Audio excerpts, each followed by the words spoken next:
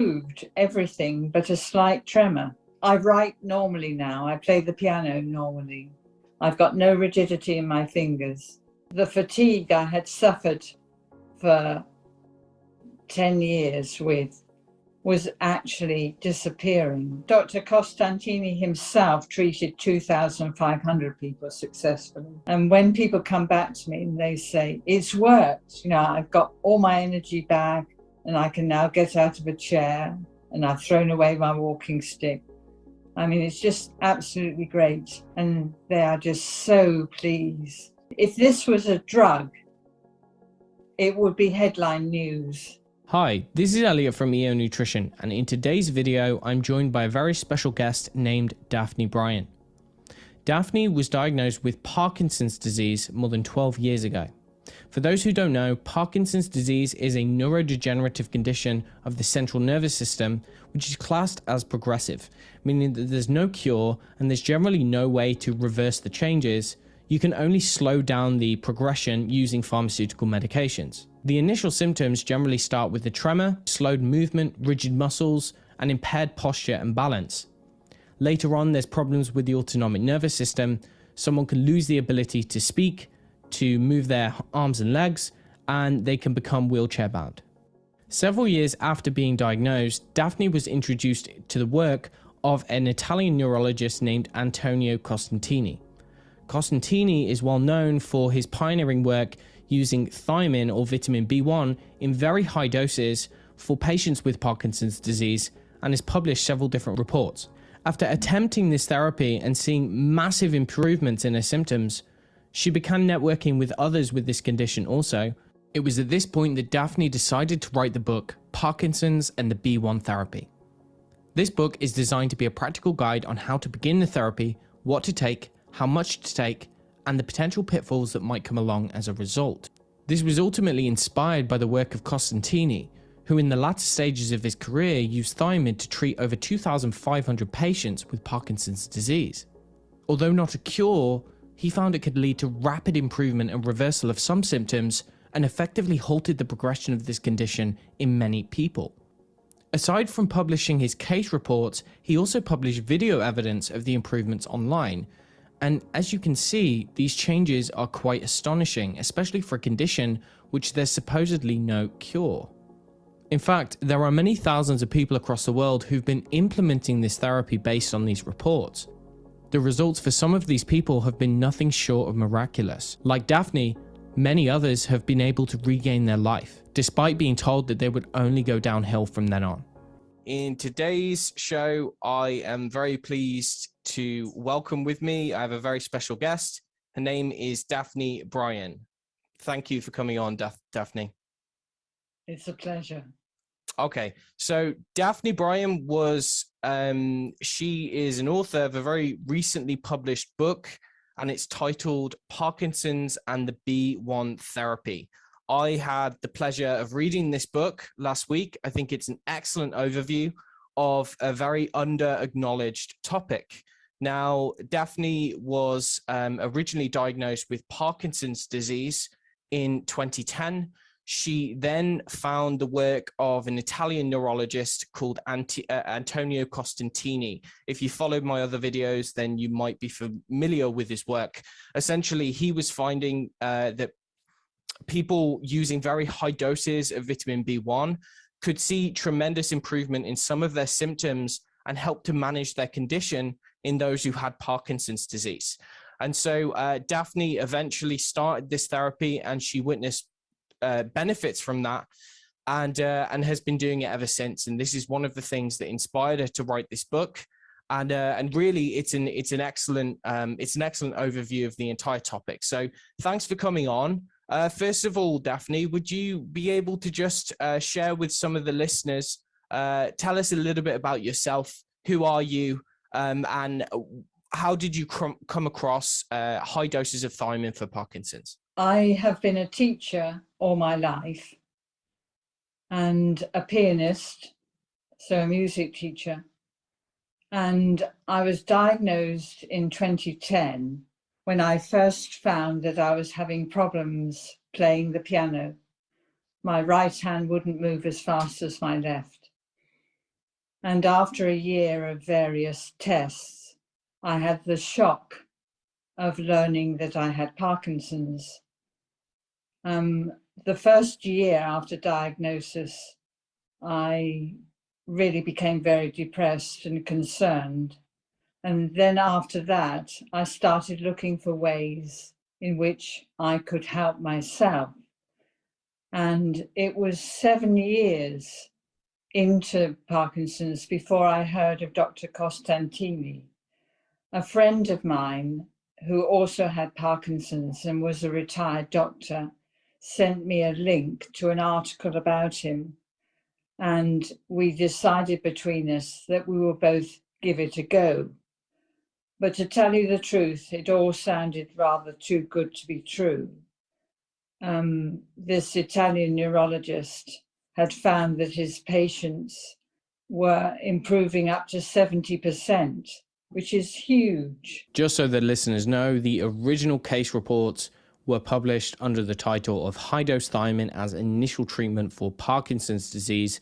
This was a case study of 3 patients, and they found between 31.3 and 77.3 improvement in one of the ways of measuring motor function. However, a later study, much wider study, was published, and this was 2 years later, and this was looking at 50 patients with Parkinson's disease.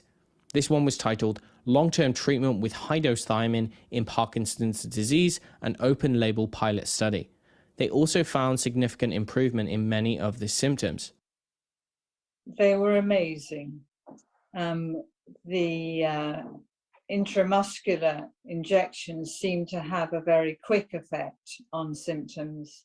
So there was a marked improvement for over a couple of weeks in people's walking and movements and their ability to write and their talking. Okay, and this is in Parkinson's being a degenerative condition, right? It's considered that you only go one way, right? And what I mean by that is generally, people diagnosed with Parkinson's, they're told that it's going to progressively get worse and worse. And there's not much aside from traditional medications that you can take to slow down the progress. And traditional medications do not slow down the progress. So it turns out there's a wide body of scientific literature looking at the connection between thiamine and Parkinson's disease. There seems to be a lot of evidence which would suggest that thiamine-dependent processes in the human body, particularly the brain, may become abnormal, may become defective in Parkinson's disease, and this may be one of the driving factors behind the condition. Now, this is not to say that Parkinson's is caused by a thiamine deficiency, but rather there are abnormalities in the processing or the way that the body handles this nutrient. To quote Costantini in one of his most recent papers on Parkinson's, from our clinical evidence, we hypothesize that a dysfunction of thiamine-dependent metabolic processes could cause selective neural damage in the centers typically affected by this disease and might be a fundamental molecular event provoking neurodegeneration. Thiamine could have both restorative and neuroprotective action in Parkinson's disease. So let's pass that out. What does that actually mean? Well, it's talking about thiamine-dependent processes, so the processes inside cells which require thiamine, which need it, those can become downregulated. Those can become impaired, broken, dysfunctional for whatever reason. And that by supplementing or consuming high amounts of thiamine, by carrying high amounts of thiamine into the cells, it can overcome this problem. It can counteract it or bypass this blockade, and therefore restoring energy metabolism, restoring cell function. Another one of the potential theories was that perhaps some people have problems with absorbing thiamine. Perhaps they have issues with intracellular transport. By taking very high doses, what that can do is saturate the cells, provide such a high concentration in the blood that it causes massive amounts to enter into the cell so that it can start to be used as it ordinarily should do. And also, they stop deteriorating and stop needing increases in medication. So it all sounded rather wonderful. But I bought the B1, and the next time I saw my doctor, I said to her that I was thinking of taking it and told her a little bit about the therapy. Her attitude was, well, I haven't heard of it, but I know we use high doses of B1 for people recovering from alcoholism. So I know it's safe. So if you want to give it a whirl, give it a whirl.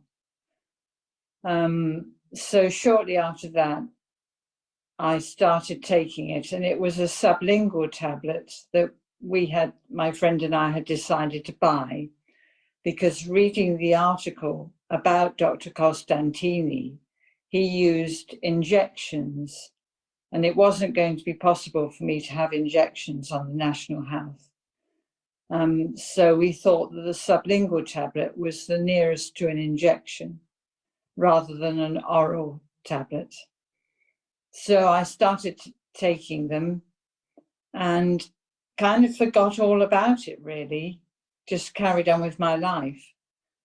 I wasn't expecting much from it, so wasn't monitoring it very closely. Life got busy. I joined an art class, and I took up Italian lessons, and I started training a choir, and one thing and another. And then somebody said to me, "You're doing an awful lot." And I thought, well, that's funny, I am, aren't I? But I was so busy doing it that I hadn't really thought that the fatigue I had suffered for 10 years with was actually disappearing. And then a friend said to me, "You're looking better." And I wasn't quite sure what better meant. And I said, well, I changed my makeup. Because I kind of didn't connect it with the Parkinson's. And somebody else said to me that when I smiled, my face was smiling up to my eyes, she put it, whereas I had had a mask expression before. I still didn't think a lot about it. And a therapist I saw who did Bowen treatment on me, which works on the soft tissue, he said to me that my muscles were more relaxed. So I thought, oh, perhaps I'm getting better.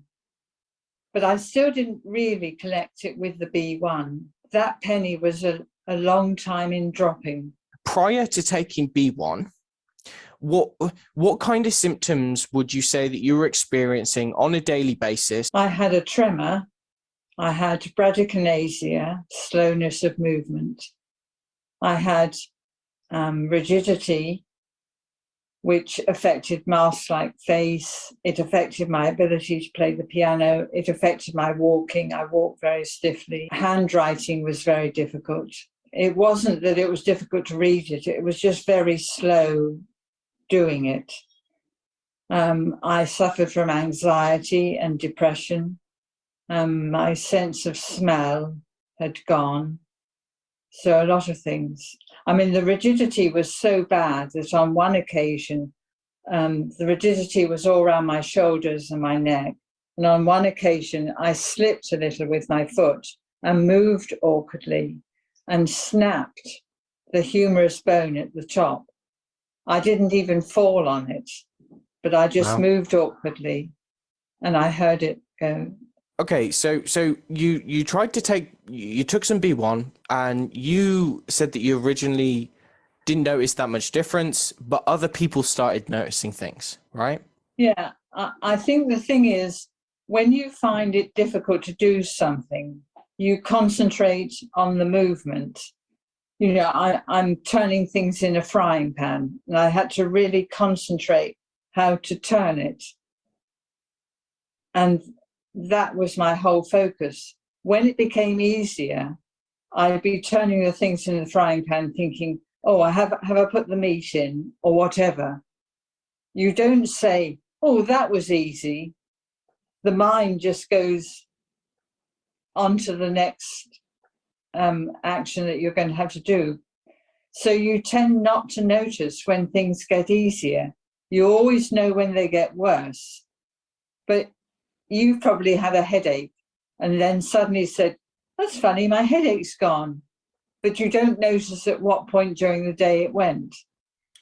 Yeah, indeed. Yeah, I think you're right. So that's very interesting. And so other people were noticing changes in how you were completing certain tasks, or like how you looked, or how you came across. Like when did the penny drop for you that actually it was likely because of the thiamine that you'd been taking? Well, probably about 6 months, because I'm pretty slow. Admittedly, it was probably 2 or 3 months before people started noticing and remarking to me that I was moving easier. So it didn't happen as quickly as the injections do. In the next part of the interview, Daphne tells us exactly how thiamine helped her. It has removed everything but a slight tremor. So I write normally now. I play the piano normally. I've got no rigidity in my fingers. I had a neurologist appointment last month, and they do this where you've got to tap your fingers. But she said that I was doing it quicker than she could. So she wrote on the form, no bradykinesia. The original type of thiamine that you tried, that was a sublingual form, right? And what was the dose of that? That can't have been too high, no? I just took 1 tablet a day, and that was 100 milligrams. Okay. But because you're not losing it through the gastrointestinal system and the acid of the stomach and the liver filtration, most of the sublingual tablet passes through the membrane under the tongue and goes straight into the bloodstream. So you don't need so much. 6 months or so later, I found that I was feeling rather hyper.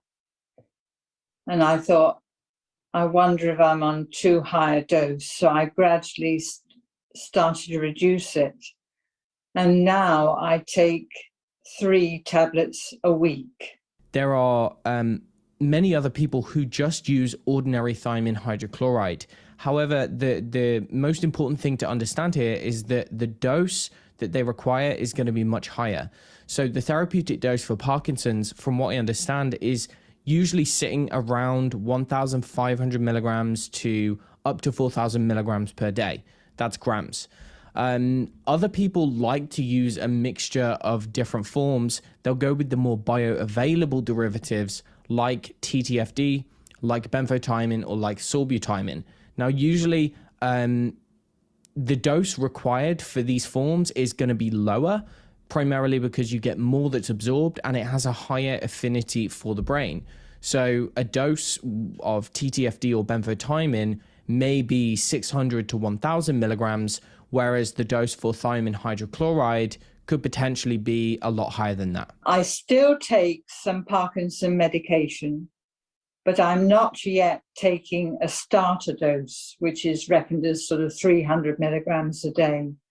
I take 200 milligrams, which for 12 years of having Parkinson is pretty amazing.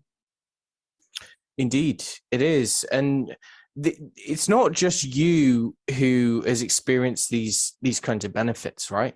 No. You're part of a much wider community of people. I mean, would you mind telling us something about that? Dr. Costantini himself treated 2,500 people successfully.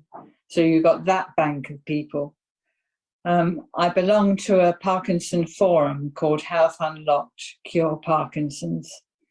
And I don't know the exact number, but there are a lot of people on there who successfully use B1.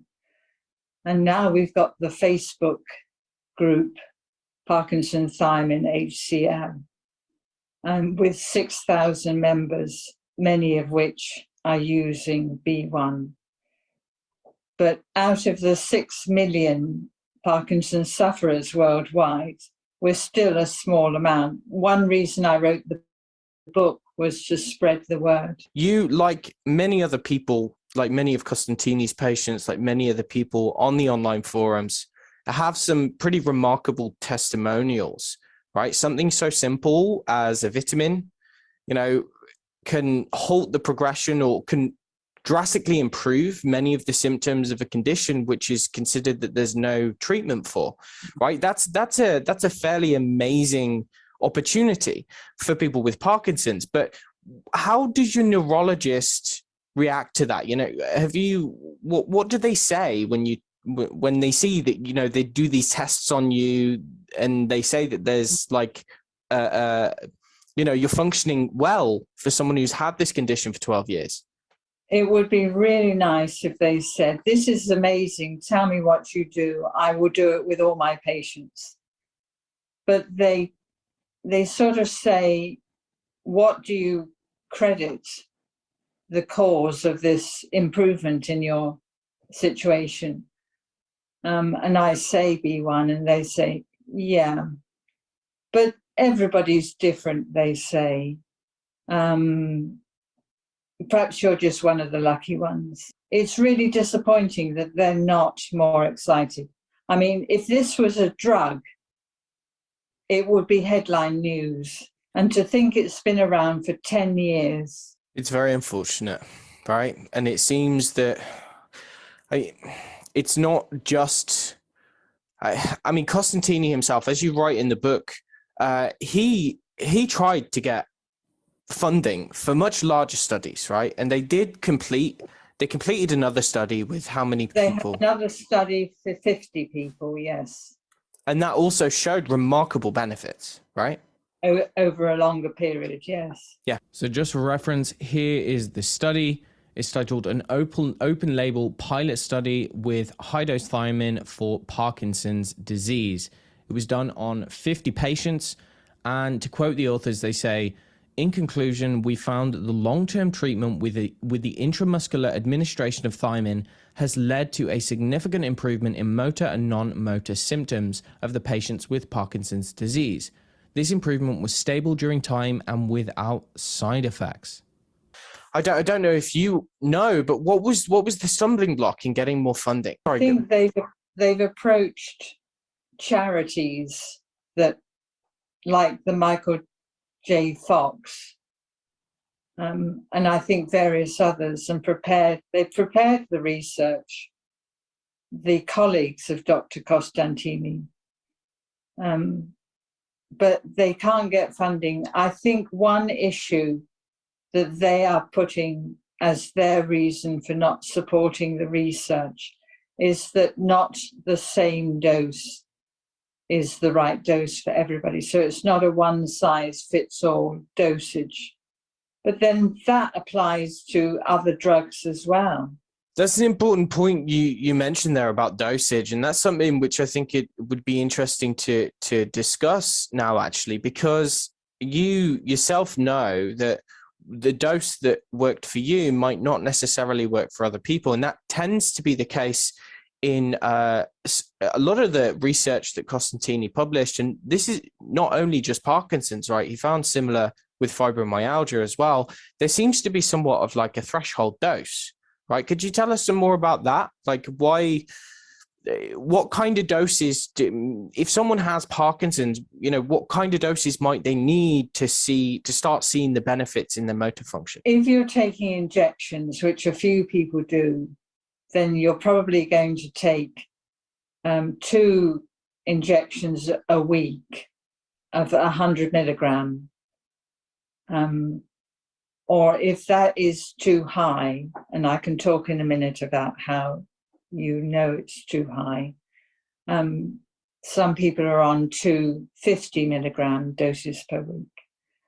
But when Dr. Costantini was helping people over the email, not face-to-face, and they weren't able to get injections, he suggested they used an oral dose, thiamine HCl, hydrochloride. That has a lot more problems when it comes to dosage. It seems to depend on many factors. One is the extent of the symptoms and how long people have had the disease. It also seems to be affected by the weight of the person, how much they need. But I believe it has an awful lot to also depends on the efficiency of the gastrointestinal system. People with Parkinson's are not renowned for having a good gastrointestinal system. And I think this makes a lot of difference.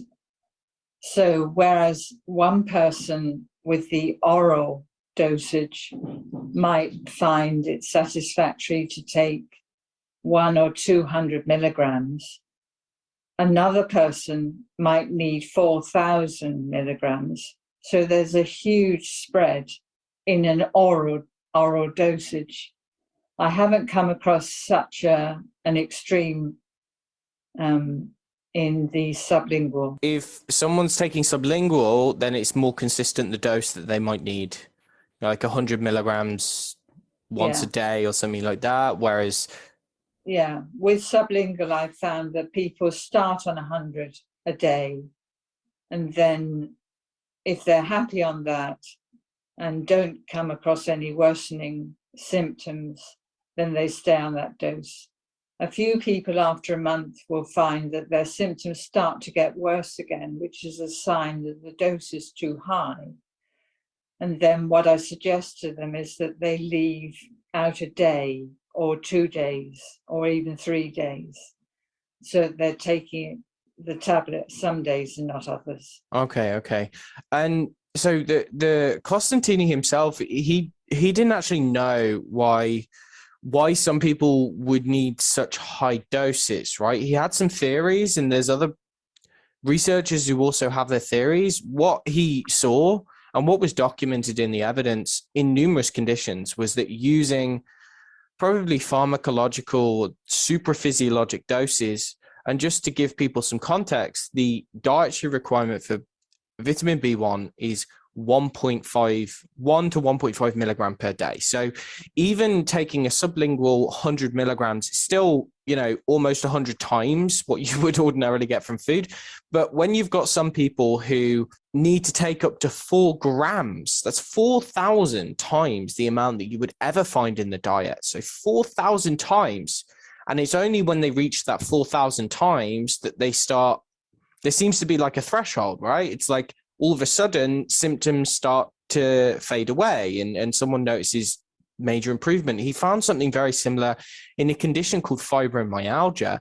In the research on fibromyalgia was showing that there were 2 cases where they would have 1,500 milligrams. They'd see no benefit prior to that dose. And it was only at 1,800 milligrams that there was basically an all or nothing effect. It was like these people's fibromyalgia, pain and fatigue, like disappeared basically overnight. Whereas any smaller amount, anything below that dose it didn't have that effect. So it was very much like a threshold that needs to be met. A certain amount of thiamine needs to get into the system, maybe to kickstart some processes or something. And that's when the benefits occur. So, okay, so if someone has Parkinson's, right, and they might be familiar with Costantini's work, or they might just be coming across it now, you've written this book, which is, I think, a perfect guide for people to basically know what to do, when to do it, what not to do. What would your advice be for someone who is starting out, other than buying the book and learning about what's in there? What are the kind of practicalities or practical aspects of taking B1 to try to improve Parkinson's? What would you say is important? Well, first of all, a person has to decide what form they want to take the B1. If they're going to be able to have injections, if they're going to take an oral dose or a sublingual. And there are advantages and disadvantages of each. Swallowing can be a problem in Parkinson's. So because of this, the injection and the sublingual are useful if anybody has swallowing problems. Because if you take the oral and you need, say, for example, 2,500 milligrams, which is a dose quite a lot of people are on, and you've got 500 milligram capsules, you're going to need 5 a day. So it's a lot of tablets to take. So you decide what form you're going to take the B1 in. And then you need to start and work out whether you want to start high and come down or start low and work up, because you're going to have to hunt for the perfect dose. As you say, you get no symptom relief until you reach that correct dose for you. If you go too far above it, then you start to have worsening symptoms. So it's just a narrow band that you've got to find. When Dr. Costantini first advised people, he used to start them high. So he would start them high, they would see some positive results, and then they would get worsening symptoms, and then he would bring them down by half. They would have a break and then take half the dose and see if they achieve the positive symptoms without the worsening following it. The problem with that is the worsening symptoms are a bit annoying. I mean, they only last a day or so. You might find your PD symptoms get worse, or you feel jittery or hyper or anxious, or your sleep is disturbed. But as soon as you stop the B1, everything goes back to normal. So it's not a serious problem. But then you had to take a break before you restarted at another dose. So you were having a break, halving it, but if you started lower down, then you didn't have any of the inconvenience. You started, say, on 500. So latterly, he was recommending people started low, 500. He used to say, have 2 weeks on 500. If you don't see any benefits, take 1,000 for 2 weeks. But in my experience, I have found that it can be sometimes up to 6 weeks before people notice improvements. That's not to say there aren't improvements at 2 weeks, but it's the noticing them. So I suggest that people stay a little longer at each level. But on the oral dose, you've got a long way sometimes to go, from 500, then 1,000, 1,500, then 2,000, 2,500 before you get there. Right. Okay. And so if someone decided that they wanted to do this, I mean, it's definitely not a cure, right? It doesn't cure the condition. No, but it stops it. It does stop it getting worse. Right. But you do take it alongside your Parkinson meds. Okay. So that's a really key point as well, is it's not a replacement. It is a supportive therapy which seems to be able to halt the progression or at least slow it. I mean, do you in the future, do you see yourself not taking B1? You know, do you think that you'll stop it, or do you plan on continuing it? I plan on continuing B1. I'll probably have to reduce it. I joke to somebody saying I'm reducing it so much that there'll come a time when I just have to hold the tub. I intend to stay as well as I am. Right. I don't worry about it. I just expect to be like this as long as I have B1. Yeah. And that's quite amazing that, you know, a vitamin can do that. And I think one of the reasons why the conventional medical system, I think sometimes they don't believe people, you know. I have many clients who have also kind of these neurodegenerative conditions that are responsive to B1. Unfortunately, people, the conventional medical establishment really doesn't know that much about the potential medical benefits of using vitamins. And it doesn't necessarily just apply to thiamine. It applies to niacin, vitamin C, you know, vitamin D, some of the other B vitamins. They don't know that much about it because their model is based on drugs. And that's just the way it is, for better or for worse. So it's very unfortunate that this is not a wider known thing. But so just to clarify something, so you found your sweet spot dose. And then you're gradually kind of been reducing it, and you're still continuing to reduce it. Because my sweet spot dose has changed. Okay. Now, why that happens, I don't know. But it got to the stage at each level where worsening symptoms started to happen. And eventually penny dropped and I thought, the B1 is now too high. So I took a break for a couple of weeks and then reduced it. Right. Okay. And would that be the case for other people? Have you found other people in the Parkinson's community who do a similar thing? They start at quite a high dose and then gradually reduce it over time based on the symptoms? It has happened to a lot of people. Okay. And the trouble is, when it happens and your symptoms worsen, it can be very easy to say, this is my Parkinson getting worse, instead of saying, I wonder if it's the B1 is now too much for me. I think that's something that you go into a lot of depth in your book. Your book is very good. For my listeners, it's not a science book. It's very much a practical, down-to-earth guide on, like I said before, what to do, what not to do. And it's really designed for people who don't necessarily have any science background, who were diagnosed with Parkinson's or maybe even a similar condition. We don't know if this also, if this also applies to other neurodegenerative conditions. There was a recent study published on Huntington's disease, which indicated that there may actually be a similar kind of a thiamine processing problem in a region of the brain, which is associated with the condition. And they found that in animal studies, at least, giving high amounts of biotin and thiamine in conjunction could reverse the changes. So for the listeners, here is the study that we're talking about. The authors concluded patients and mice with Huntington's disease had decreased striatal thiamine pyrophosphate. That's in an area of the brain, so lower amount of active thiamine in this area of the brain. High-dose biotin and thiamine supplementation improve radiological, motor, and neuropathological phenotypes in HD mice, meaning that it improved the symptoms.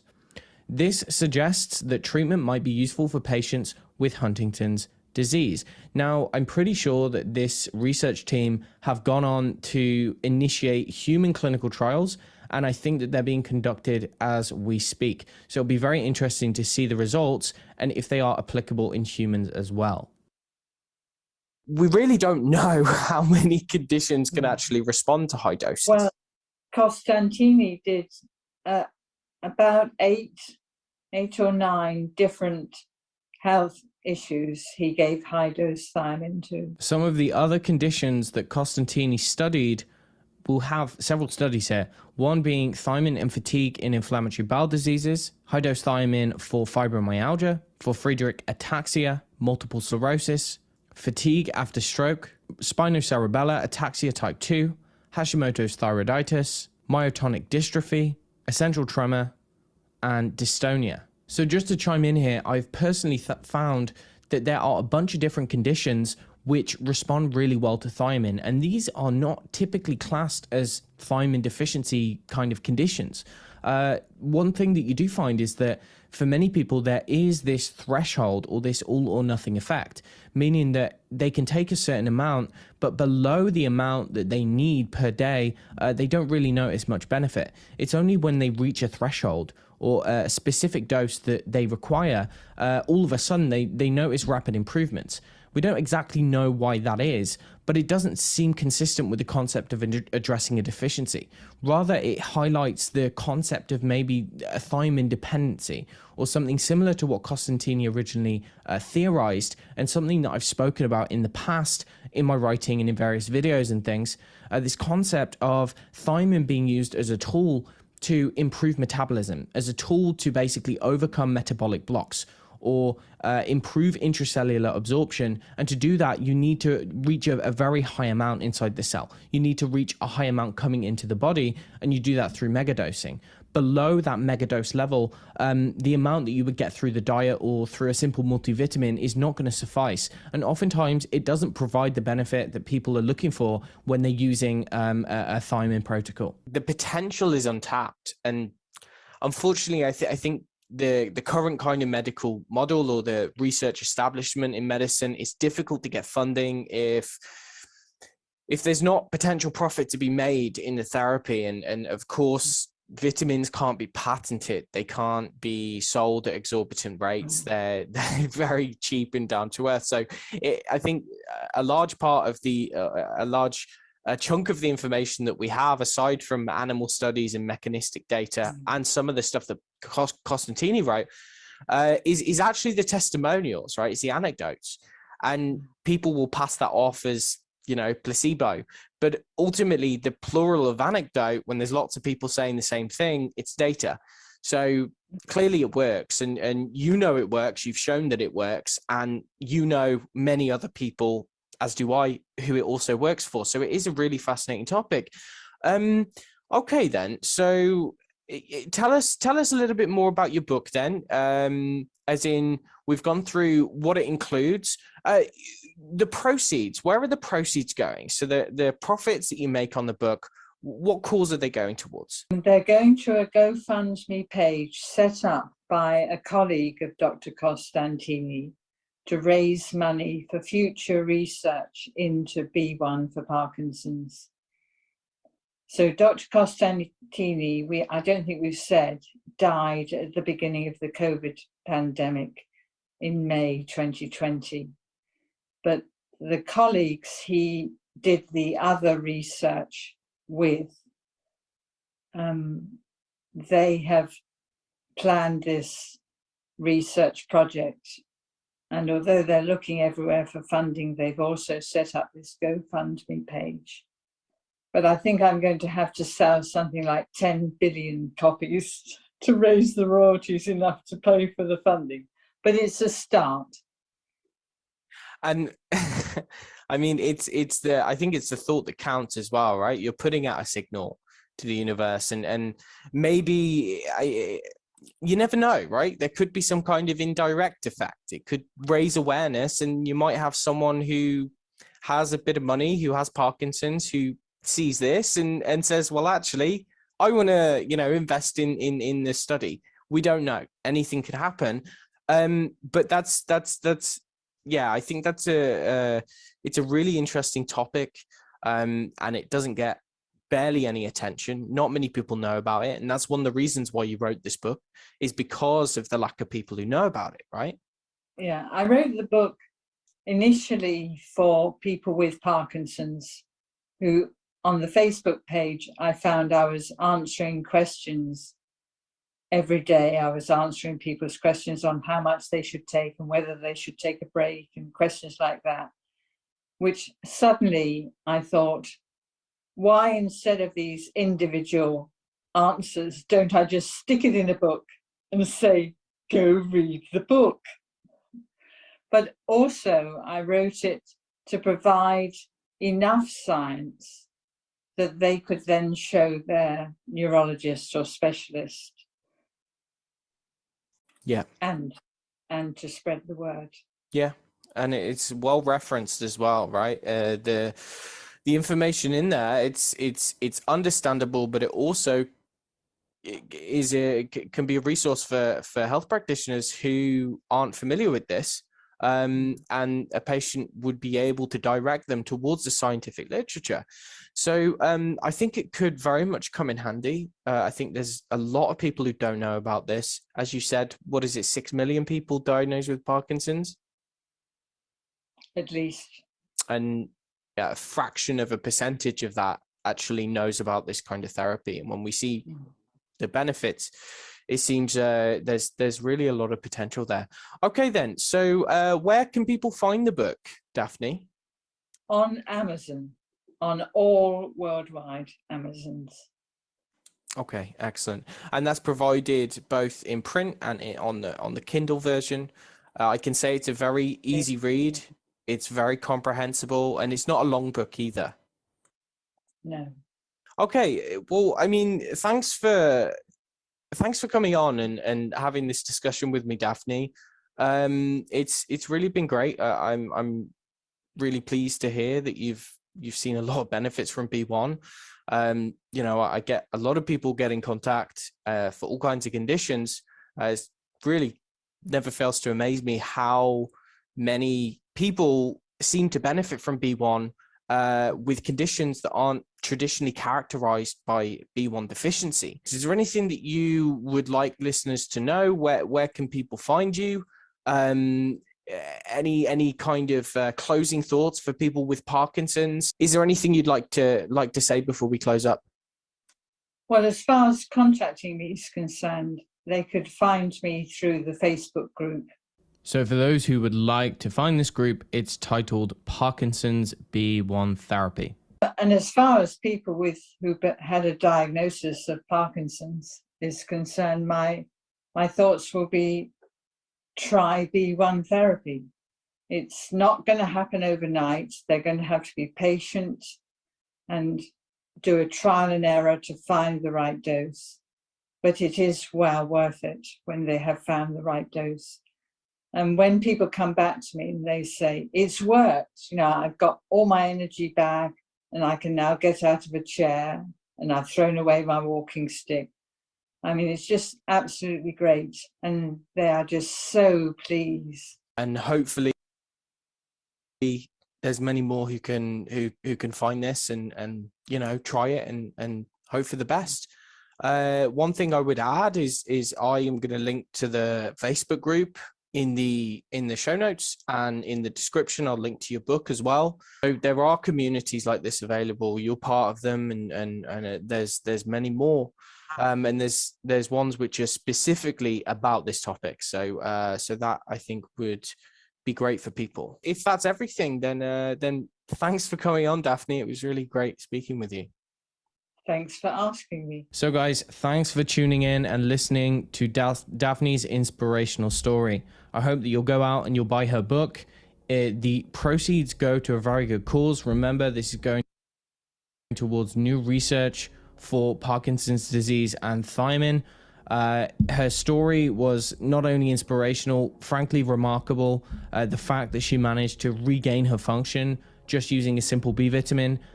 She's not alone. There are many thousands who are doing this, but out of the 6 million or so diagnosed with Parkinson's disease, basically no one knows about this. So if you could share it far and wide, if you know anyone with Parkinson's disease, you know anyone affected by this condition, make sure you send it to them, see what they think, even buy them the book, send them the book and see if they'll read it.